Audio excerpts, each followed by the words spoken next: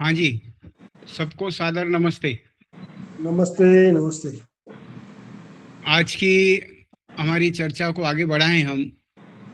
बड़ा सुंदर भजन अभी आप सुन रहे थे कि कहीं जिंदगी ही पूरी न हो जाए और ईश्वर को हम जाने समझे बिना 2 साल 5 साल 10 साल करके 40 50 60 70 के भी हो जाएं और फिर चले भी जाएं। तो इसी भावना से प्रेरित होकर हम महर्षि दयानंद प्रणीत आधुनिक वैदिक विज्ञान का जो कोश है उसका अध्ययन करते हैं और परमपिता परमात्मा के गुणों की जो एक सूची हमें आर्य समाज के दूसरे नियम में मिली है उसकी हमारी आजकल बात चल रही है। जो अभी हमारे सत्र चलते हैं उसमें हम दूसरे नियम पर ईश्वर के निराकार गुण पर पहुंचे हैं। जैसा कि आप में से जो लोग गत सत्र में रहे होंगे तो उनको ध्यान होगा कि हम प्रारंभिक चर्चा कर पाए ईश्वर के निराकार गुण की, और उस चर्चा को अब थोड़ा विस्तृत करना है, थोड़ा और उच्च स्तर पे ले जाना है। अब आप देखिए कि ईश्वर निराकार है के भाग 2 की चर्चा में हम जिस आर्य समाज के नियम की बात कर रहे हैं, हो सकता है कि कोई दर्शक, कोई जिज्ञासु आपके या हमारे चैनल के द्वारा इस व्याख्यान को पहली बार सुने तो उनको पहले थोड़ी बहुत भूमिका उसकी पता रहे। इसके लिए हम आर्य समाज के इस दूसरे नियम की बात कर रहे और उसमें हम निराकार गुण की चर्चा पर पहुंचे हैं। और इसी दूसरे नियम को हम इंग्लिश में भी इस तरह से लिखते हैं और संक्षिप्त में निराकार शब्द के लिए फॉर्मलेस शब्द का उपयोग हुआ है। वैसे तो गत चर्चा में हमने इस निराकार शब्द को काफी खोला था और काफी नए आयाम इसके समझने का प्रयास किया था। आप देखें कि जितना भी हम कुछ सीखने का प्रयास कर रहे हैं, हर वस्तु में महर्षि दयानंद सरस्वती जी के अमर ग्रंथ सत्यार्थ प्रकाश के उद्धरण लेने का एक प्रयास किया करते हैं कि जो समझें, जो सीखें हम, वो कहीं न कहीं किसी न किसी तरह से सत्यार्थ प्रकाश से आधारित हो, प्रेरित हो, उसमें कोई उसका उल्लेख हो। तो निराकार शब्द से हम सिर्फ आकार शब्द को नहीं लेकिन आकृति शब्द को भी ग्रहण करते हैं, ऐसी हमारी बात हुई थी। हम पूरी बात को पुनरावृत्ति में नहीं डालेंगे, अभी संक्षिप्त में सिर्फ हमारी ये बात हुई थी। इतना बताकर इस निराकार शब्द को आगे हमने थोड़ा थोड़ा संक्षिप्त में व्याख्यायित करके मुख्य रूप से निराकार शब्द का जो आधार निर आकार का धातु पाठ के आधार पर कैसे व्युत्पत्ति बनी है उसको हमने सत्यार्थ प्रकाश से लिया और महर्षि जी के कहे अनुसार कि निर्गत आकारत्स निराकारः, जिसका आकार कोई भी नहीं और न कभी शरीर का धारण करता है, इसलिए परमेश्वर का नाम निराकार है। सत्यार्थ प्रकाश से ही हमने न तस्य प्रतिमा अस्ति का प्रचलित मंत्र का जो अर्थ है वो भी हमने लिया कि जो सब जगत में व्यापक है उस निराकार परमात्मा की प्रतिमा, परिमाण, सादृश्य व मूर्ति नहीं है। परिमाण शब्द को हमने विशेषकर आगे भी व्याख्यायित किया है। आकार शब्द से मुख्य जो अर्थ हमें मिलता है वो परिसीमन का मिलता है, सीमा का मिलता है, मेजरमेंट का मिलता है। तो कोई परिमाण ईश्वर का ऐसा भौतिक नहीं है। साथ में जैसे यजुर्वेद में अकायम शब्द का उल्लेख हुआ है वो भी हमने यहाँ पर चर्चा में सम्मिलित किया था। निरंजन परमपिता परमात्मा का नाम, जिसमें आकृति रहित हैं, व्यक्ति शब्द का आकृति वाला अर्थ भी स्वामी जी की भाषा में हुआ है, अर्थात साइज तो है ही नहीं लेकिन शेप भी नहीं है, इस बात तक पहुंचे हम। साथ में आकार क्या होता है उसकी व्याख्या आदि करी, सरल हिंदी भाषा में आप इसका फिर से सुन सकते हैं, जिनका रह गया हो कि आकार की व्याख्या में हमने मुख्यतः परिमाण को लिया था और उसके आधार पे आगे चले थे। और अपनी चर्चा को आगे बढ़ाते हुए आकृति को भी हमने व्याख्यायित किया था। ये आकृति माने शेप वो होता है जिसके कुछ अंग होते हैं, कुछ छोटे छोटी आकृतियां, आकार मिलके और बड़ी आकृति बनती है। तो कोई भी आकृति होती है तो उसकी एक संरचना होती है, स्ट्रक्चर होता है, और उसी आधार पे अंगों को मिलाकर वो आकृति बन पाती है। और जब हम इतना समझे कि निराकार शब्द का जो अर्थ है आकार रहित, आकार रहित, ये समझने के प्रयास में हमें मुख्यत्व ये ध्यान रखना पड़ता है कि आकार क्या होता है ये हमें ठीक ठीक पता हो। आकार और आकृति, इसकी यहाँ तक की व्याख्या से हमें काफी कुछ तो ध्यान आ गया, लेकिन अब हमने एक प्रयास ये किया कि जो जिज्ञासु बहुत ढंग से व्यवस्थित स्वरूप से आध्यात्म को सीखना समझना चाहता है, महर्षि के सिद्धांतों को सीखना समझना चाहता है, तो वो बिल्कुल विद्यार्थी बन के पुस्तक की तरह, सिलेबस की तरह उसको पढ़ता है। तो महर्षि जी के जितना भी वैज्ञानिक सोच रही आध्यात्म की तरफ, उससे 7 गुणों की चर्चा की एक सूची बनाई है। उन 7 गुणों को समझ के, सोच के आप तुरंत निर्णय कर सकते हैं कि ये वस्तु साकार है। अगर वो 7 ना हो जिसमें, तो आप उसके लिए कह सकते हैं कि हाँ ये निराकार है। आपका, हमारा ये कर्तव्य बन पड़ता है कि साकार और निराकार की समझ और व्याख्या हमारी पक्की होनी चाहिए, क्योंकि आपकी हमारी पहचान ही समाज में निराकार ईश्वर को मानने वाले से है। और जब हम कुछ भी नहीं बोल पाएंगे, नहीं समझा पाएंगे, अपना बिलीफ जो है, अपनी मान्यता जो है, अपनी श्रद्धा जो है, उसको व्यक्त ही नहीं कर पाएंगे, तो फिर बात आगे नहीं बढ़ेगी। इसीलिए उन 7 की सूची को समझने की एक छोटी सी पहल शुरू करें। तो जो भी साकार होता है उसकी एक भौतिक सीमा होती है, आप उसको नाप सकते हैं, आप उसकी लिमिट बता सकते हैं कि देखो ये साकार है, मतलब ये इतना है। आप या तो उसको एब्स्ट्रैक्ट नाउन में बता सकते हैं, किसी विशेषण का उपयोग कर सकते हैं कि लंबा है, छोटा है, नाटा है, पतला है, मोटा है, ऐसा आप कह सकते हैं।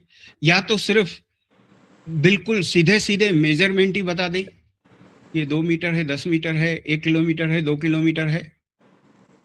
और विज्ञान तो ऐसे ही जाके पहुंचा, वेद भी वहां तक पहले से पहुंचे हुए थे कि उन्होंने ग्रहों को भी नाप डाला। धरती और सूर्य के बीच कितनी दूरी है उसको भी नाप डाला। और दूरी बहुत बड़ी होने के कारण उन्होंने क्या देखा कि भाई किलोमीटर में तो इसको बता नहीं सकते, 1000 किलोमीटर में भी नहीं बता सकते। तो उन्होंने ऐसे प्रकाश ईयर, प्रकाश वर्ष नाम का एक, लाइट ईयर नाम का एक एकम विकसित किया कि प्रकाश 1 साल में जितनी गति तय करता है, जितना फासला तय करता है, उसको हम कहेंगे कि उतने लाइट ईयर, उतने प्रकाश वर्ष दूर है ये वस्तु। तो नापने का काम तो वहां तक हो गया, उतनी बड़ी सीमा तक हो गया।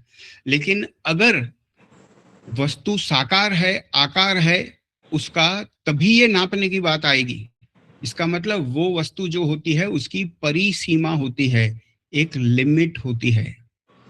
और इस लिमिट शब्द से, परिसीमा शब्द से जुड़ा हुआ एक शब्द जो यहाँ हमने लिखा है, महर्षि जी की भाषा में वो शब्द बहुत जगह पर आता है, परिचिन्न। परिचिन्न शब्द जो है वो बड़ा सरल है, लेकिन कभी कभी नया लगने के कारण व्यक्ति सोचने बैठ जाए कि ये परिचिन्न से क्या कहना चाहते हैं। जो भी वस्तु सीमित होती है वो परिचिन्न होती है। परिचिन्न कैसे होती है कि अभी मैं जिस जगह पर बैठा हूं उस एक मकान के एक कमरे में हूं अभी मैं, और बाकी कमरे अलग अलग हैं, वहां मैं नहीं हूं। क्यों? क्योंकि मेरी सीमा है इतनी सी जितनी एक व्यक्ति की होती है। तो परिच्छिन्न वस्तु जो होती है वो हर जगह फैली हुई नहीं हो सकती। जिस भी वस्तु में वो है, स्कैटर्ड होती है, एक जगह होगी दूसरी जगह नहीं होगी। परमपिता परमात्मा जो है वो अपरिच्छिन्न है, वो हर जगह फैले हुए हैं, कोई कोना खाली नहीं। और हम जो हैं, हम आत्मा, जीवात्मा, हम अपने शरीर में जहां भी हैं, हृदय की गुफा में हैं या कहीं भी हैं, जो भी बातें होती रहती हैं आध्यात्म में, और तो जहां हैं वहीं हैं। उसका मतलब ये नहीं कि अगर हृदय में है तो हमारे पाँव में भी हैं और हमारे हाथ की उंगली में भी हैं, क्योंकि हम परिच्छिन्न हैं। हम एक जगह रहेंगे तो दूसरी जगह नहीं रहेंगे, हम सीमित हैं, हम लिमिट वाले हैं। तो जो भी वस्तु परिसीमित होगी वो परिच्छिन्न होगी, वो बिल्कुल कण कण में हर जगह फैली हुई नहीं हो सकती। तो इस परिच्छिन्न शब्द का उल्लेख अभी आगे भी आएगा। आगे महर्षि जी की कई भाषाओं की हमने कई एक्सट्रैक्ट्स देखने हैं, कई जगहों पर उन्होंने निराकार शब्द के विषय में चर्चा भी की है, शंका समाधान भी किया है। हर शंका समाधान की हमने हमारे इस सत्र में चर्चा करनी है। हमने ढूंढने का प्रयास किया कि पूरे सत्यार्थ प्रकाश में 5 मुख्य जगह पे निराकार शब्द पे बड़े तगड़े प्रश्न स्वामी जी ने दिए हैं कि जो व्यक्ति निराकार साकार की चर्चा की चुनौती देगा आपको, वो ऐसे ऐसे प्रश्न कर सकता है। तो उन 5 प्रश्न को हम हमारे सत्र में लाएंगे अपने अपनी जगह पे। और ऋषि जी का जो जवाब है, कहीं छोटा सा है और कहीं बड़ा विस्तृत है। ऐसा जवाब है कि सिर्फ जवाब पढ़ के ही हमने एक लंबी सी क्लास कर ली हो, ऐसा समझ में आता। उन 5 प्रश्नों की सूची की भी हमारे सत्र के अंत में चर्चा होगी, जब भी हम वहां तक पहुंचे। अगर आज पहुंचे तो आज एक आध प्रश्न पे पहुंच सकेंगे। तो परिच्छिन्न वस्तु, सीमित वस्तु, लिमिट वाली वस्तु जो होती है वो साकार होती है। जो भी साकार होगी वो ऐसी होगी, भौतिक सीमा वाली होगी। ये लक्षण, ये गुण जिसमें मिले वो निराकार नहीं है, वो आकार वाला है। ऐसा हम बिल्कुल एक लिस्ट बना के चलेंगे, कुंजी की तरह उसको लेके चलेंगे साथ में। और इसी तरह से क्या इस बात को आप मानते हैं कि जो भी आकार वाली वस्तु होती है, साकार वस्तु होती है, वो स्थान घेरती है?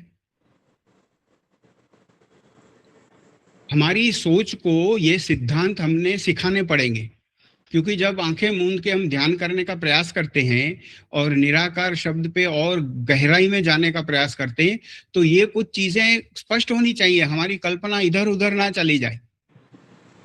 हम निराकार निराकार बोलते बोलते फिर कहीं दूसरी पटरी पे ना चले जाएं और उसे ईश्वर मानने लगे। तो जिसके पास आकार होता है, जो साकार होता है, वो स्थान घेरता है, वो स्पेशली एक्सटेंडेड होता है। उसकी चहु और कुछ कुछ जगह घिरी हुई होती है। छोटा होगा तो कम जगह घेरेगा, बहुत बड़ा होगा तो बहुत अधिक जगह घेरेगा, लेकिन जगह घेरेगा। अगर आकार है, साकार है, तो उसको जगह चाहिए। उसके लिए आप कह पाएंगे कि ये इतनी जगह में है, जिसको आप दूसरे थोड़ी ऊंची भाषा में अवकाश का घेरना कह सकते हैं। अवकाश, स्पेस, ये जितना भी स्पेस है उसमें कोई साकार वस्तु कहीं भी है तो वो उतनी जगह उसके पास है। हो सकता है कि वो वस्तु थोड़ी लचीली हो और कोई दूसरी वस्तु की उसके पास जाए तो थोड़ी मुड़ के सिकुड़ के वो उसको भी जगह दे दे, लेकिन वो उसकी अपनी जगह तो रहेगी। फिर भी हो सकता है वो अपनी जगह कम करके दूसरे को जगह दे दे, लेकिन जगह घेरेगी। और जगह माने क्या? स्थान माने क्या? लंबाई, चौड़ाई और गहराई, ये 3 चीजें होती हैं। 3 डायमेंशनल वस्तु की बात की थी हमने। लेंथ, ब्रेड्थ एंड डेप्थ और हाइट जिसे कहें आप, LBH, जिसका गुणाकार करके वॉल्यूम नापा जाता है भौतिक विज्ञान में। तो दूसरा लक्षण यह है, जो आकार वाली होगी वो स्थान घेरेगी। ठीक है।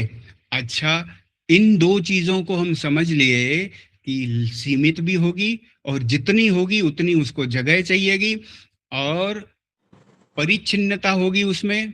फिर जो भी वस्तु आप आकार वाली सोच सकते हैं, आकृति वाली सोच सकते हैं, वो सर्वदा निश्चित रूपेण जड़ होती है।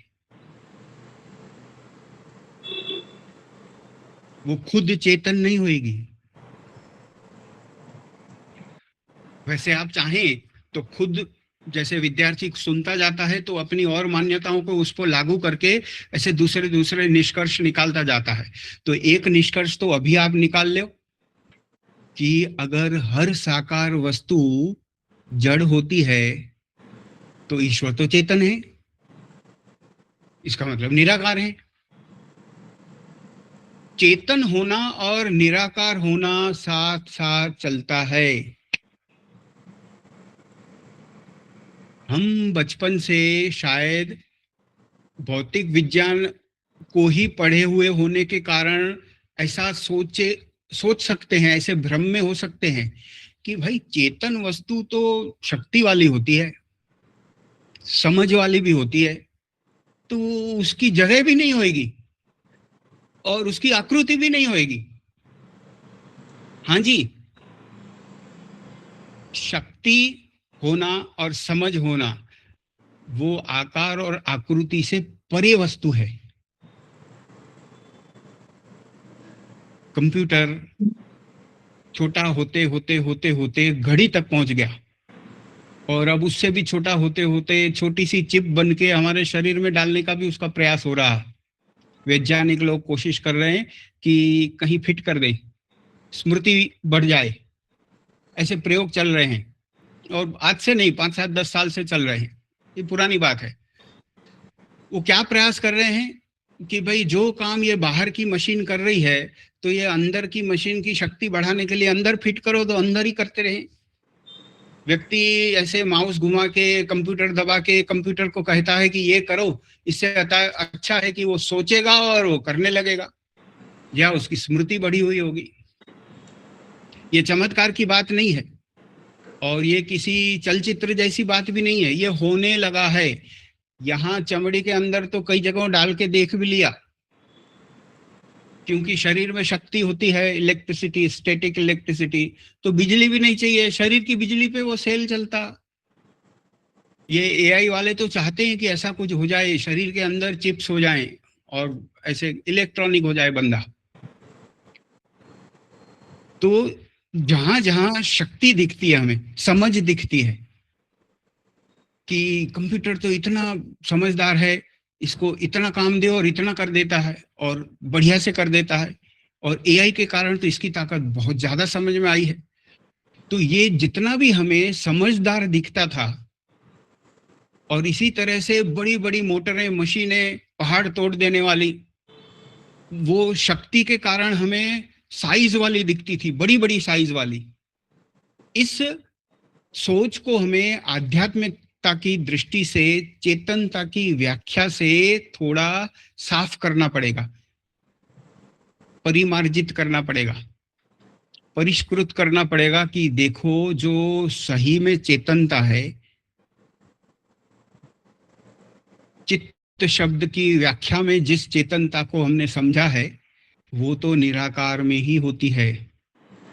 और वो कंप्यूटर को चलाने वाला एक व्यक्ति है, व्यक्ति के अंदर जीवात्मा है और जीवात्मा चेतन है और वो निराकार है। पूरे जगत को बनाने वाला, पूरी संसार की रचना करने वाला, उसकी संचालन करने वाला, प्रलय करने वाला, कर्मों का फल देने वाला, वो जो महानतम शक्तिशाली तत्व है वो भी निराकार है और वो चेतन है। तो जहां जहां हमें समझदारी दिखे और बहुत ताकत दिखे, शक्ति दिखे, वहां साइज नहीं होती है। जड़ जड़ में, मूल मूल मूल मूल में जाएं तो वहां चेतनता होती है और निराकार तत्व होता है। तो जो साकार होगा, जिसमें आकार होगा, उसके पास जड़ता होगी, जड़त्व होगा और वो दिखेगा, उसको देख पाएंगे हम, इसलिए वो दृश्य भी होगा। ये आंखों वाला देखना, समझदारी वाला देखना नहीं, उसका अनुभव करना, वो अनुभूति वाला देखना नहीं, आंखों वाला देखना। तो आकार वाली वस्तु माने साकार वस्तु जड़ और दृश्य होती है, दिखती है और जड़ होती है। और इसी कारण आकार वाली वस्तुओं के लिए कहा जाता है कि ये सब वस्तुएं हैं जो, यहाँ आप इसको पढ़ें, चौथा जो लक्षण इसमें बताया गया है कि ऐसी वस्तुओं में इंद्रिय ग्राह्यता होती है। इंद्रिय से ग्रहण हो सकता है उन वस्तुओं का, साकार वस्तुओं का, इंद्रिय से उसको हम देख सकते, सुन सकते, छू सकते, और जो भी हमारे 5 इंद्रियां हैं उनसे उनका हम ज्ञान प्राप्त कर सकते, ऐसी होती हैं, परसेप्टिबल होती हैं, उसको परसीव किया जा सकता है। ये बात इस तीसरे लक्षण से मिली हुई है, जहां हम कह रहे हैं कि ये दृश्य होती है, देखी जा सकती है, आकार वाली वस्तु। कितनी आश्चर्यचकित कर देने वाली बात है कि ईश्वर इंद्रियों से जाने नहीं जाते, निराकार हैं, और जिसको ईश्वर को जानना है वो खुद भी निराकार है, माने जीवात्मा खुद। लेकिन सबसे बड़ा जो चुनौती वाला काम समझे हम, या जंजाल समझे, या महा मेहनत वाला काम समझें कि एक निराकार जीव को उस निराकार तत्व को समझने के लिए साकार शरीर धारण करना पड़ता। जन्म ना लेवे तो विद्या भी कैसे पढ़े, और विद्या ना पढ़े तो उनको समझे भी कैसे, और समझे ना और सुकर्म ना करे, निष्काम कर्म ना करे तो योग्यता बढ़ाते बढ़ाते मुक्त होके फिर से उनका आनंद भी कैसे लेवे। तो ये साधन में हम कितनी सारी साकार वस्तुओं के सहारे पे आ जाते, लेकिन हैं तो हम उस निराकार के पीछे। एक निराकार दूसरे निराकार के पीछे दौड़ता, लेकिन बीच में उसको साकार प्रकृति का सहारा लेना पड़ता। तो ये जो साकार के 4 लक्षण देखे हमने, इंद्रिय ग्राह्य होता है जो भी साकार होता है। जो भी आपको ऐसा लगे कि दिख रहा है, सुनाई दे रहा है, तो वो निराकार नहीं है। जिसमें भी ये लक्षण मिले, स्थान घेरने वाले लक्षण मिले, लिमिटेड होने जैसी बात मिले, तो वो निराकार नहीं है, वो साकार है। ये बहुत मेहनत से रगड़ रगड़ के बिठाना पड़ता है अपनी सोच में। कुछ चीजें ऐसी होती हैं वो अभी सीखी और अभी करने लगे, इतनी सरल नहीं होती। उनको हमारी सोच में लाने के लिए काफी चिंतन लगता है और काफी मेहनत लगती है और समय भी लगता है। तो जो साकार वस्तु होगी, उन साकार वस्तुओं में इन 4 लक्षणों के अलावा 3 लक्षण और भी हम समझेंगे कि साकार वस्तु जो होती है वो सअवयव होती है। उसके कुछ न कुछ अंग होते हैं, वो किसी न किसी अंग से बनी होती है। अंग माने सिर्फ ये हाथ पांव वाले अंग नहीं। साकार वस्तु कोई बड़ा सा पत्थर है, तो पत्थर कुछ अंदर उसके अवयवों से बना है, उसके अंदर कुछ घटक हैं, उन घटकों को मिला के वो साकार वस्तु बनी है। इसलिए कहा गया कि साकार वस्तु में सअवयवता होती है। वो बिल्कुल निरवयव नहीं होंगे, बिना अंगों वाले नहीं होंगे, बस जीवात्मा है तो उतनी है, वही है। साकार वस्तु में कोई जीव ले लो, आप पशु ले लो, तो हाथ होंगे, पांव होंगे, मुंह होगा, शरीर होगा, उसका पाचन तंत्र होगा, हड्डियां होंगी और कितने कितने उसके अंग होंगे। समुद्र जीव ले लें तो उनके कितने सारे कैसे कैसे अंग होंगे। शरीरों वाले जितने भी प्राणियों को आप देखेंगे, छोटे से छोटे, बड़े से बड़े, अलग अलग अंगों से मिला के बने हैं। मनुष्य जीव का शरीर, आत्मा जिसमें रहता है, वो कितने सारे अंगों को मिला के बना हुआ है। वो भी अवयवी है, सअवयवी है। तो जो साकार होगा वो सअवयवी होगा, उसके अंग होंगे। और कोई मशीन है, यंत्र है, साकार है, तो उसके भी अलग अलग पुर्जे हैं, अलग अलग भाग हैं, अलग अलग अवयव हैं। और कोई सीधा सीधा एक ही धातु से बनी हुई चीज है तो वही उसका अवयव है। तो उसकी कोई आकृति है तो कोई उसकी लेंथ की तरफ की बात होगी, लंबाई में, कोई चौड़ाई में जगह भरी है, गहराई में है, तो ये उसके भाग हो जाते हैं। इस तरफ का अंग, उस तरफ का अंग, कोने बने हुए होंगे नुकीले, वो एक अंग हो जाएगा। तो आकृति होगी तो अवयव होंगे, अंग होंगे, एक होंगे या एक से अधिक होंगे। आकृति नहीं होती तो आप बता भी नहीं पाते कि इसके अंग बताओ क्या हैं। अरे भैया, आकार ही नहीं, आकृति ही नहीं तो अंग कैसे बताएंगे, अंग होते ही नहीं। तो अंग को यहाँ आप अंग्रेजी भाषा के लिए लिम्ब शब्द से समझ सकते हैं। तो सअवयव माने अंगों वाला, विथ लिम्स। निरअवयव माने बिना अंगों वाला, विदाउट लिम्स। तो जो साकार होगा वो विथ लिम्ब होगा, उसमें सअवयवता होगी। और सअवयवता होने से जितने उसके अवयव हैं, जितने उसके इंग्रेडिएंट हैं, जिन चीजों से वो वस्तु बनी है, उनको मिला के या उसको वो आकृति देके बनाना पड़ता है। जो भी भौतिक वस्तु होगी, साकार वस्तु होगी, वो कुछ वस्तुओं से बनी हुई होगी, तब उसको वो आकार, आकृति, वो स्थिति, वो परिस्थिति, वो शरीर मिला होगा, वो भौतिकता मिली होगी। साकार वस्तु किसी न किसी ने बनाई होती है। इसके बारे में सोचने का प्रयास करें। साकार वस्तु बनाए बगैर नहीं बन जाएगी। उसका जो आकार और आकृति है, किसी ने उसको दिया होगा। वो खुद से वैसा ही होगा ऐसा नहीं हो सकता। परिस्थितियों से बना, हवा के धक्के से बना, पानी ने किसी पत्थर के ऊपर पड़ पड़ के उसका आकार बदल दिया, उसमें सुराख कर दिया, खड्डा कर दिया, तो किसी शक्ति से उसमें परिवर्तन आया। और वो शक्ति, फिर उसके पीछे जाएंगे और कारण में जाएंगे और कारण में जाएंगे, तो कहीं ना कहीं हमें कोई मनुष्य कर्ता मिलेगा, या तो मूल से मूल में जाएंगे तो परमपिता परमात्मा मिलेंगे। साकार वस्तु में संगठन होता है, कंपोजिशन होता है, घटकों को मिला के वो बनता है। और घटकों को मिलाने के बनने से एक समस्या ये आती है कि कभी कभी वो घटक समय जाते बिगड़ते भी हैं, उनके आकार आकृति में भी परिवर्तन आता है, तो विकृति भी आती है। तो जो भी घटकों से बना होगा वो विकार से भी ग्रसित होगा। बहुत बड़े इशारे हैं इन सातों लक्षणों में, और सोच सोच के गहराई गहराई में जा जाके आपको हर जगह जवाब यही मिलेगा।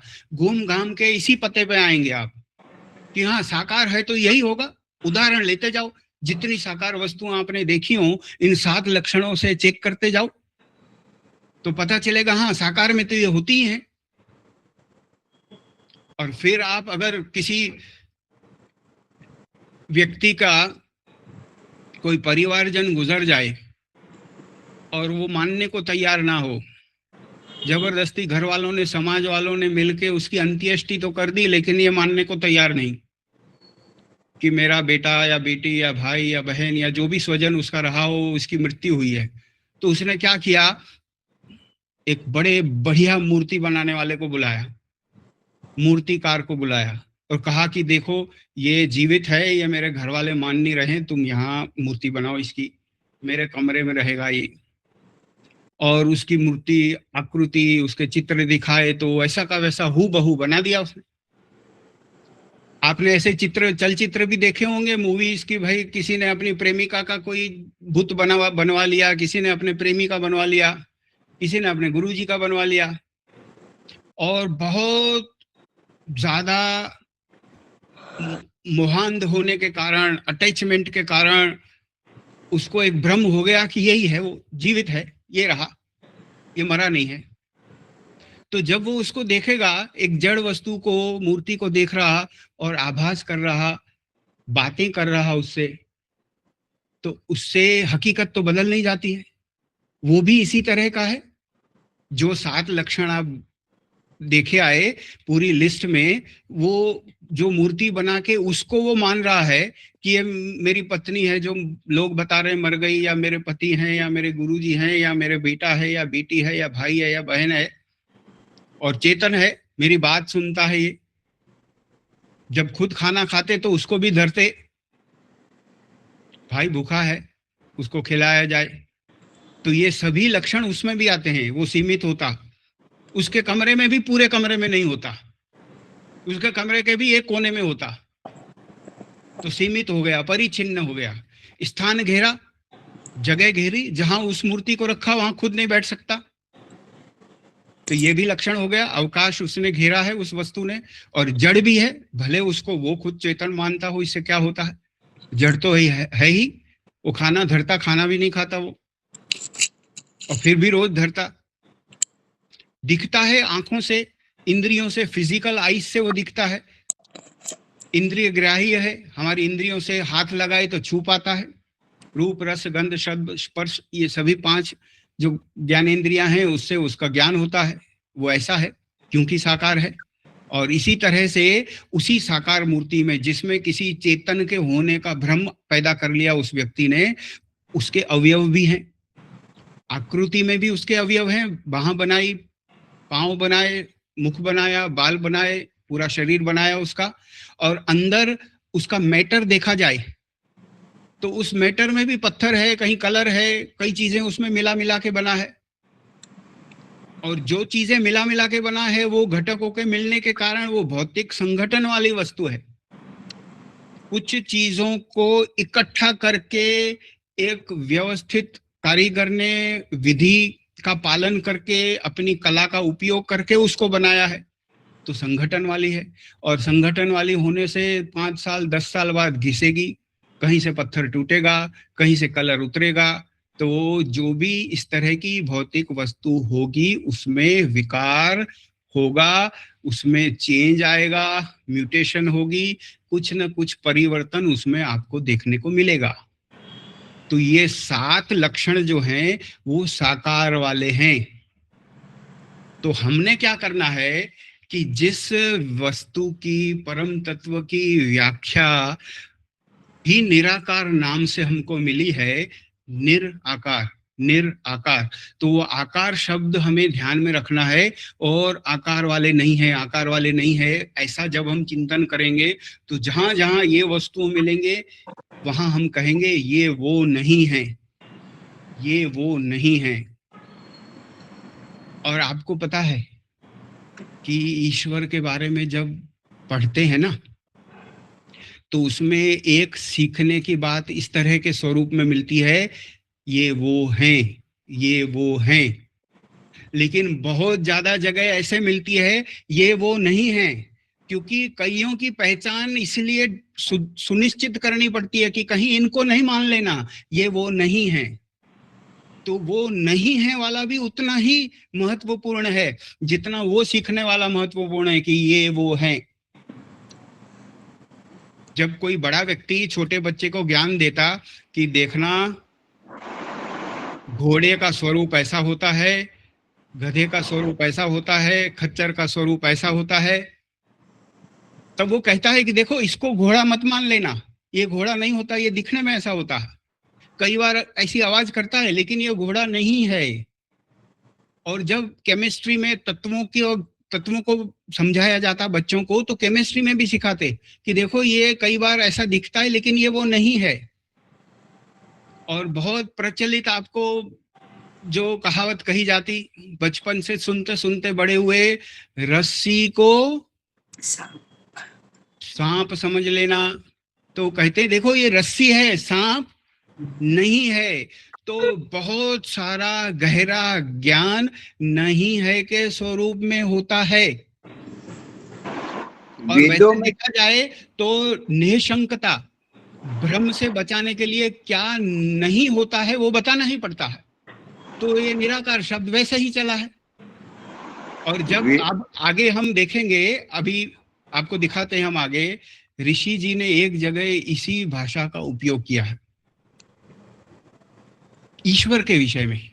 देखते हैं हम वहां भी आज के आज भी पहुंच पाते हैं या क्या होता है। इसलिए हम अपनी चर्चा को इस तरह से आगे बढ़ाते हैं कि जो नहीं है वाली बात आई ना, तो कहीं कहीं ये कहना पड़ता कि तो वो भगवान नहीं है, तो वो ईश्वर नहीं है। कैसे? यदि ईश्वर साकार है तो वह सर्वव्यापक नहीं हो सकता। पहले ये सोच लीजिए आप, ये विधान सही है कि नहीं। अगर आकृति वाला है, अगर आकार वाला है, तो हर जगह नहीं हो सकता। पीछे वापस जाएंगे, अभी साथ के साथ लक्षण फिर से आपको बताएंगे, तो फिर से वही बातें आएंगी, हर लक्षण में आएंगी। साकार है तो सर्वव्यापक नहीं होगा। तो सर्वव्यापक नहीं होगा तो क्या होगा? कुछ लोग ऐसे समझाते हैं कि भाई देखो सर्वव्यापक नहीं होगा तो सर्वज्ञ नहीं हो सकता। ये भी आप बात मानेंगे? सर्वज्ञ नहीं हो सकता। सर्वज्ञ माने सर्वज्ञ बोलो या सर्वज्ञ बोलो, सर्वज्ञ माने सब कुछ जानने वाला। तो लोग बताएंगे देखो सर्वव्यापक नहीं होगा तो सर्वज्ञ नहीं होगा, और सर्वज्ञ नहीं होगा तो लोगों का न्याय कैसे करेगा, और न्याय नहीं करेगा तो अन्यायकारी हो जाएगा, और ईश्वर अन्यायकारी हो नहीं सकते, इसलिए उनको सर्वज्ञ होना पड़ेगा। और सर्वज्ञ हैं तो वो तभी हो पाएंगे जब वो सर्वव्यापक होंगे। तो सर्वव्यापक हैं तो फिर वो निराकार होंगे तो ही सर्वव्यापक हो सकते हैं। ऐसे पीछे पीछे आके समझाना एक तरीका होता है, लेकिन एक दूसरा भी तरीका है जो अभी हम देखेंगे। यदि ईश्वर साकार है तो वो सर्वव्यापक नहीं हो सकता, और यदि वह सर्वव्यापक नहीं है तो वह ईश्वर नहीं है। कुछ और ढूंढो, कहीं भ्रम में हो, किसी और वस्तु को भगवान बोल रहे। कुछ वस्तुएं ऐसी होती जो होना पूर्व कंडीशन होता है, प्री कंडीशन, वो ऐसी होंगी तो ही वो होंगी। उसको लॉजिकली नेसेसरी वस्तु कहा जाता है।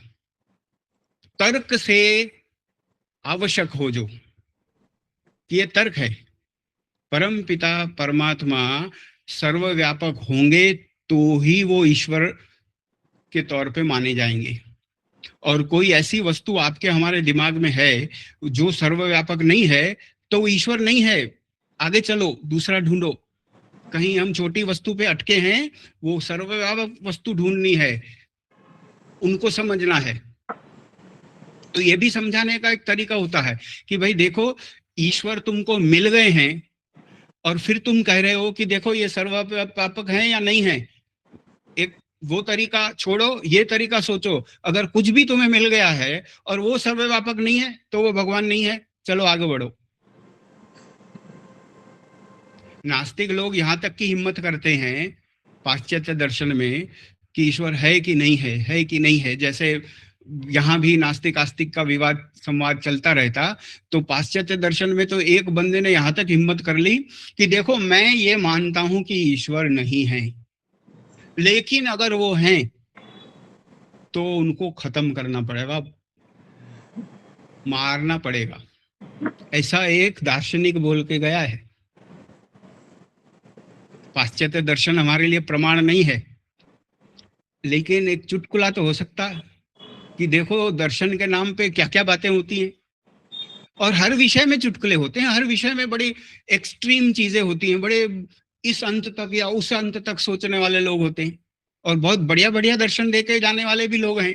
तो वो कहे कि if God exist we have to ensure that God does not remain, वो ना रहे, उनको खत्म किया जाए, उसकी व्यवस्था करो। या तो सच्ची में है तो उनको निकालो, या लोगों के दिमाग में है तो वो दिमाग से निकालो। तो आस्तिक व्यक्ति कहता है कि देखो, ईश्वर सर्वव्यापक होता है, और अगर तुम्हारे दिमाग में कुछ ऐसी वस्तु है जो सर्वव्यापक नहीं है तो हटाओ, बाहर निकालो, सच्चे ईश्वर को ढूंढने में मेहनत करो। तो हमें अपने भ्रमों और संशयों के विषय में जब हम विचार करते हों या चर्चा करते समय किसी की और के भ्रम संशय हमारे सामने आ जाएं, तो कई बार ये भी बात ध्यान में रखनी चाहिए कि ये जिसकी बात कर रहा है वो भगवान नहीं है। तुम भगवान की बात नहीं कर रहे, तुम किसी व्यक्ति की कर रहे, किसी शक्ति की कर रहे, किसी मूर्ति की कर रहे, किसी साकार वस्तु की कर रहे, इसलिए वो भगवान वाली बातें तुम्हें यहाँ नहीं मिलेंगी। इसलिए चलो भगवान वाली बातें जहां मिलती हैं उनकी बात करें, उस तत्व की बात करें जो निराकार है, जो सर्वव्यापक है, जो सर्वज्ञ है, जो पूर्ण रूपेण न्यायकारी है, आदि आदि। तो ये भी एक हमारे उन 7 लक्षणों से प्रेरणा मिला हुआ एक विचार है जिसको और पक्का करने के लिए हमें मदद मिल सकती है। आपको ज्यादातर इस सोच में जब आगे बढ़ेंगे तो आस्तिक लोग आपको बहुत सारे जो दिखते हैं आपके आसपास, वो ज्यादातर कौन से आस्तिक हैं? साकार मानने वाले हैं ईश्वर को। भले लोग भी हैं, सच्चे लोग, ईमानदार लोग। हमने बड़े पक्के ईमानदार देशभक्त धार्मिक व्यक्ति देखे जो ईश्वर को साकार मानते हैं। बहुत हमने अपने इस जीवन में, अपने कार्यकाल में, अपने बाकी के संपर्कों में देखे कि हमने ईश्वर को निराकार बोलने, सिर्फ बोलता हो तो सिर्फ वो प्रमाण पत्र नहीं है कि बाकी सब गुण उसमें होंगे, वो अंदर से भी मानता है कि नहीं, वो भी एक प्रश्न होता। तो साकारवादी आस्तिक, ये जोड़ी कैसी है कि है वो आस्तिक लेकिन मानता साकार है। और तर्क तो ये कहता, अभी तक जो हमने समझा, कि भाई आस्तिक व्यक्ति तो सच्चे भगवान को मानता होगा, तभी उसको आस्तिक कहते हैं। तो सच्चा भगवान तो निराकार होता है, ईश्वर तो निराकार है, परमेश्वर तो निराकार है, लेकिन ये आस्तिकवादी तो साकार मानता है और पूरी जिंदगी उसकी पूरी हो जाती उसमें। मतलब उसको कहीं ऐसा नहीं समझ में आया कि अरे भूल हो गई। बड़े विरले होंगे जो 30, 40, 50 वर्ष तक साकार मानने के बाद फिर माथा खुला हो और वो कहें कि अरे भाई ये मैं क्या मानता रहा, ईश्वर तो ऐसे नहीं होते। तो जो आस्तिक व्यक्ति सही में आस्तिक होता है और पक्का आस्तिक होता है, सच्चा आस्तिक, गहराई तक वाला आस्तिक, वो ईश्वर को साकार मान सकता है। मैं आपको एक विचार प्रस्तुत करता हूं, आप उस पर आगे विचार करना। हो सकता है वो हर जगह लागू ना होता हो सकता है वो एक संभावना मात्र हो। हमें ये लगता है ऋषि जी को पढ़ने के बाद, वैदिक आध्यात्म को एक विद्यार्थी की तरह थोड़ा थोड़ा समझने के बाद, कि जितने सच्चे और पक्के आस्तिक हैं जो ईश्वर को साकार कहते हैं, वो ईश्वर के अस्तित्व के विषय में तो सही हैं, ईश्वर के अस्तित्व को मानते हैं, ये तो उनकी सच्ची बात है।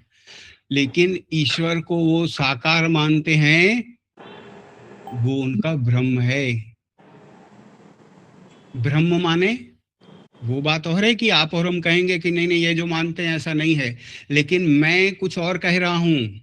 मैं ये कह रहा हूं कि वो साकार मानते ही नहीं है, वो अपनी मान्यता के विषय में भी भ्रम में है। वो निराकार मानते हैं और कहते साकार हैं। कैसे? एक व्यक्ति गया और किसी साकार मूर्ति के सामने खड़ा हो गया, और क्यों गया कि बोले प्रार्थना करनी है। स्मरण करना है, ध्यान करना है। तो ध्यान किया तो आंखें बंद कर ली, हाथ भी जोड़े तो भी आंखें बंद कर ली। तो इसका मतलब क्या हुआ? वो वहां नहीं मान रहा जहां गया है, वो ईश्वर को अंदर मान रहा, हर जगह मान रहा। इसका मतलब वो ब्रह्म है उसका कि वो उनको साकार मान रहा है। जो सच्चा और पक्का आस्तिक है उनकी बात कर रहे हैं हम।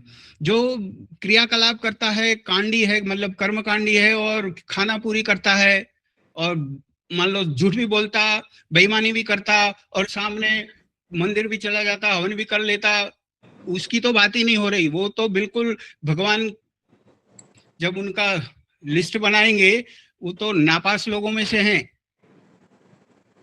उनको तो वो जो होता है ना, ऊपर धक्का देके पास करने का भी संभावना नहीं है। जो दंभी होता है, सिर्फ बात करता ईश्वर की और आचरण में नहीं होता उसके नैतिकता, वो तो बदमाश लोग हैं, उनकी बात नहीं हो रही। वो तो क्लास में ऐसे ही बैठे हैं, भगवान ने भेजा भाई सुधरा, सुधर जाओ तो अच्छा है, नहीं सुधर रहे तो ठीक है। वो जमा हो गए, आस्तिकों के मेले में लग गए कि भाई देखो आस्तिकों के साथ घूमने में मजा है, नाम है, दुनिया में इज्जत है, तो खुद को आस्तिक बुलाओ तो अच्छी बात है, आचरण तो आस्तिक वाला नहीं होता। तो उनकी तो बात ही नहीं हो रही। बात हो रही है उन सच्चे ईमानदार धार्मिक लोगों की जो ईश्वर को साकार मानते हैं।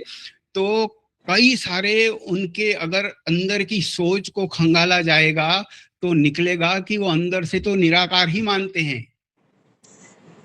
और जब कभी मंदिर में नहीं होते और घर पे ऐसी जगह होते हैं जिसके सामने भी मूर्ति नहीं पड़ी होती, तब भी वो ईश्वर से डरते हैं। बोले देखो नहीं, ये गलत काम नहीं करना है, भगवान देखते हैं। तो इसका मतलब वो क्या मान रहे हैं? ईश्वर को निराकारी तो मान रहे हैं। वो भूल है उनकी, वो उनको साकार कह रहे हैं। उनका आचरण निराकार वाला दिख रहा। और जब भी रास्ते में कहीं भी मुसीबत में आते, पीड़ा में आते, दुखी होते, तो भी ईश्वर को याद करते, सोचते उनके बारे में, और उनको ऐसा पूरा पूरा विश्वास होता कि मैंने जो किया है वो भी ईश्वर ने देखा है, और मेरे साथ जो हुआ है वो भी ईश्वर ने देखा है। तो इसका मतलब क्या हुआ? इसका मतलब वो निराकार मान रहे हैं, सर्वव्यापक मान रहे हैं। ये उनको घुट्टी पिला दी गई बचपन से, साकार साकार वाली, और सामने सिर्फ मूर्ति दिखा के बताया गया कि ये ईश्वर है। इसलिए बेचारे उस बात को अभी तक हटा नहीं पाए, उसको चुनौती नहीं दे पाए, उसको ठीक नहीं कर पाए। लेकिन वाणी, वर्तन, विचार, मन, वचन, कर्म से वो अंदर से तो उनको निराकार मान रहे हैं। तो ऐसे सच्चे और पक्के आस्तिक लोग बहुत हैं। तो ये हम सोचते हैं कि सच्चा और पक्का आस्तिक व्यक्ति जो होता है वो ईश्वर को निराकार ही मानेगा, साकार मान ही नहीं सकता।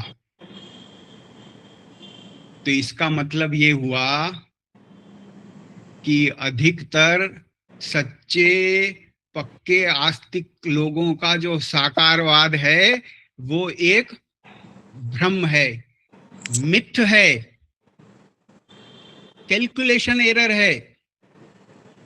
गिनते कुछ और बाहर लिखते कुछ और, भूल के कारण। तो साकारवाद और आस्तिकता को साथ में बिठाएंगे तो कुछ इस तरह के परिणाम आएंगे, इस तरह की नई नई सोच हमारे सामने आएगी। और हमें ये समझ में आएगा कि ये जो साकारवाद जो है ना,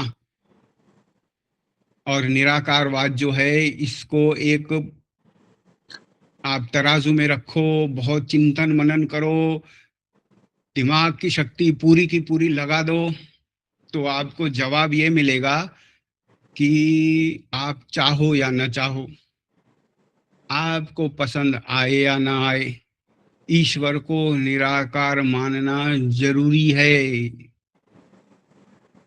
क्योंकि वो हैं ही निराकार। और या तो ये कहो कि जो निराकार हैं वो ही ईश्वर हो सकते हैं, साकार वाले हो नहीं सकते। इसलिए ये नेसेसिटी ऑफ लॉजिक है। जो तुम ढूंढ रहे वो निराकार है। इसलिए अगर तुम चाहते कि मेरे को साकार भगवान दे दो, ऐसा नहीं होता। तर्क की आवश्यकता, नेसेसिटी ऑफ लॉजिक। तो कुछ पाश्चात्य दार्शनिकों ने यह भी लिखा है कि आपको भगवान को सर्वव्यापक ओमनी प्रेजेंट मानना ही पड़ेगा। आपको एक कोने में रहने वाला भगवान मिलेगा नहीं, क्योंकि वैसा होता नहीं है। कई बार व्यापारी आपको कहता है ना कि भाई ये वस्तु चाहिए, ये वस्तु चाहिए, तो वो कहता है ये ऐसी वस्तु आती ही नहीं है, होती ही नहीं है। तो कहां से आपको भी कल आ जाएगी, बाद में आ जाएगी, ऐसा भी नहीं कह सकता। उस दुकान में मिलेगी, उस कंपनी में मिलेगी, ये भी नहीं कह सकता। उसको कहना पड़ेगा कि there is no product like this and there can not be any product like this. ऐसा हो भी नहीं सकता। तो साकार ईश्वर नहीं है, ये तो एक छोटा वाक्य है। हो ही नहीं सकते, ये बात हमने समझनी है। ईश्वर तो निराकार ही होते हैं। इसलिए तार्किक आस्तिकवाद जो होता है, बौद्धिक आस्तिकवाद जो होता है, ईश्वर की जो मान्यता, अस्तित्व पर विश्वास की जो भावना है, उसके साथ जब तर्क जुड़ा होता है, जिसको आप अंग्रेजी में रेशनल थीज्म कह सकते हो, तार्किक आस्तिकवाद, वो तो बिल्कुल 2 और 2 4 की तरह तुरंत मानता है कि ईश्वर निराकार हैं। ईश्वर शरीरधारी नहीं है, ईश्वर साकार नहीं है। फिर भी क्योंकि ये मान्यता इतनी फैली हुई होने के कारण महर्षि जी को इन 20 गुणों में, जब 20 शब्द समूह में 22 गुण लिखे, तो सच्चिदानंद स्वरूप लिखने के तुरंत बाद निराकार लिखना पड़ा। मतलब आप सोचो कि बाकी की सूची जो है 19 गुणों की, उसकी शुरुआत ही निराकार गुण से हुई है। तो इसका कितना महत्व रहा होगा कि निराकार मानना आपके ईश्वर के स्वरूप को समझने की नींव है। अगर निराकार नहीं मानते तो पहले जाओ वो पढ़ के आओ। जैसे बड़ी स्कूल वाले कहते हैं ना कि तुमको हम प्रवेश तो दे देंगे, लेकिन तुमको ये आता है, ये आता है, ये आता है। तो जब किसी विषय में हम कहते हैं कि नहीं ये बात तो हमको नहीं आती, तो बोलेंगे जाओ पहले वो पढ़ के आओ। तो प्योर आस्तिकवाद जो है, शुद्ध आस्तिकवाद, परमपिता परमात्मा का पक्का अटूट विश्वास, उसकी जो पहली नींव है नीचे की, वो निराकार तत्व को समझना, निराकार तत्व को मानना, तर्क से स्वीकार करना, वो उसमें आ जाता है। तो जब हम आगे अपनी चर्चा को बढ़ाएंगे परम पिता परमात्मा के निराकार नाम और निराकार गुण पे, उसमें हम सत्यार्थ प्रकाश में निराकार ईश्वर विषय पर जो शंका समाधान ऋषि ने प्रस्तुत किया है, ऐसा लगता है कि अगर 2 व्यक्तियों को बिठा के वो पढ़ने को दे दिया जाए तो वैसा का वैसा ही पूछने वाला बोला होगा और वैसा का वैसा ऋषि उसको बोले होंगे जवाब में। उनको तो कितने सैकड़ों लोग मिले होंगे कई कई तरह के प्रश्न करने वाले, और सब लोग इज्जत के प्रश्न नहीं करते थे, सब लोग ऐसे स्वामी जी करके प्रश्न नहीं करते थे। ये आप और हमको जब कोई विद्वान मिल जाते तो बड़े प्रेम से नमस्ते करके फिर उनके हम श्रद्धा पूर्वक प्रश्न पूछते उनसे। उनको सब ऐसे नहीं मिलते थे। उनको तो जब अगर इस तरह का जवाब ना दो तो पत्थर मारे, ऐसे लोग मिलते थे। आप उन प्रश्नों की भाषा भी देखना, जब ऋषि से कोई व्यक्ति पूछता है तो, और जो जवाब मिलते हैं फिर उसका भी रंग देखने वाला होता है। तो ऐसे 5 प्रश्न हमने खंगाले हैं। उन 5 प्रश्नों में 2-1 तो छोटे से जवाब वाले हैं और 2-3 बाकी के बड़े लंबे लंबे जवाब वाले हैं। तो पूरे जवाब को हमने पढ़ना है। स्क्रीन पे छोटा छोटा उसका भाग दिखाएंगे, एक शब्द नहीं छोड़ा जाएगा, और तब हम समझेंगे कि हमने निराकार विषय पर पूरा सत्यार्थ प्रकाश करीब करीब पढ़ लिया। क्योंकि उस विषय पे जहां जहां उसमें जो जो उल्लेख है वो पूरा कवर हो जाएगा। उन 5 प्रश्नों की चर्चा से हम अपनी आने वाली व्याख्यान की माला को शुरू करेंगे। आज मैं अपनी वाणी को यहीं फिर से अल्प विराम देता हूं, और आगे जब हम फिर से मिलेंगे तो परमपिता परमात्मा के निराकार गुण की चर्चा को आगे बढ़ाएंगे। मैं सबका धन्यवाद करता हूँ। ओम शांति। बहुत बढ़िया। निराकार मतलब आकार नहीं है, आकार रहित है। मतलब क्या है, ये नहीं है, ये नहीं है, लेकिन क्या है उसका कोई शब्द वेदों में एक भी नहीं है। सही बात। और दूसरा, जीव इंद्रिय ग्राह्य बहुत सूक्ष्म वस्तु होती है, इंद्रिय के द्वारा ग्रहण नहीं की जाती। जैसे मन, बुद्धि, चित्त, अहंकार आदि है, वो अंतर्मन से अंतर्मुखी होकर की जाती है, लेकिन पकड़ तो सकते हैं।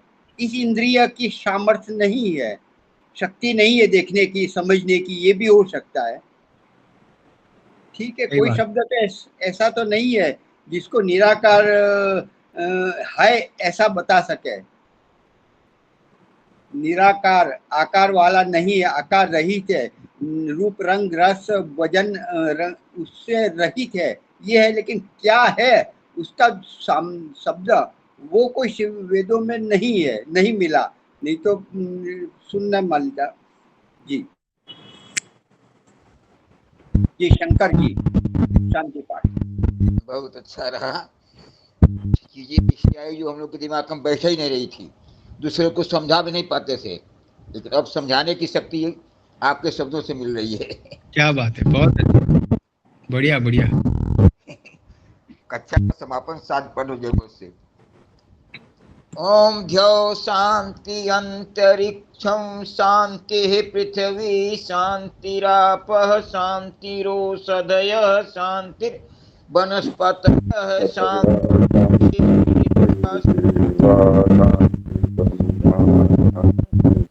शांतिरेव शांति सामा शांतिरेधि। ओम शांति शांति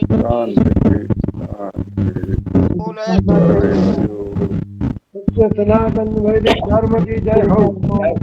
मर्यादा रामचंद्र की जय हो। योग